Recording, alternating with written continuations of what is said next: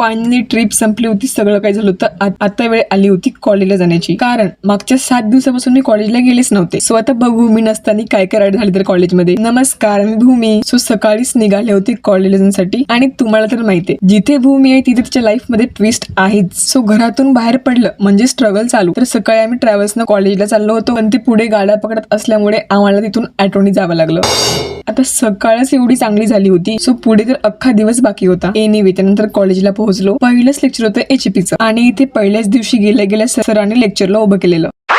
बरं, कारण काहीच नव्हतं. माझ्या नोट्स कम्प्लीट होत्या, सगळं काही होतं, तरी सुद्धा मला उभं केलेलं. त्यानंतर लगेच खाली पण बसवलं, कारण मी म्हणले ना माझी काही चुकीच नव्हती. मग तिथून गेलो प्रॅक्टिकलला आणि आज आमचं प्रॅक्टिकल सुद्धा एचपीचंच होतं. सो सरांनी लॅब मधून एक बुक इश्यू करायला सांगितलं होतं. ते घेतलं आणि संपूर्ण प्रॅक्टिकल जे ते मॅन्युअल मध्ये लिहून काढलं. मग दुपारून जेवण वगैरे केलं आणि गेलो लेक्चरसाठी. पण त्यानंतर मी काही शूटच नाही केलं. आणि असं तरी माझा पहिला दिवस कॉलेजला असल्यामुळे मला कोणी ना कोणी काही ना काहीतरी कारण उठवतच होतं. आधीच एकतर कॉलेजला या वाटत नाहीये आणि त्यात हा वेगळ्या डोक्याला शॉट. पण किती का ताण असणार, त्यात सुद्धा एन्जॉय करणं एक अलगच एक्सपिरियन्स आहे.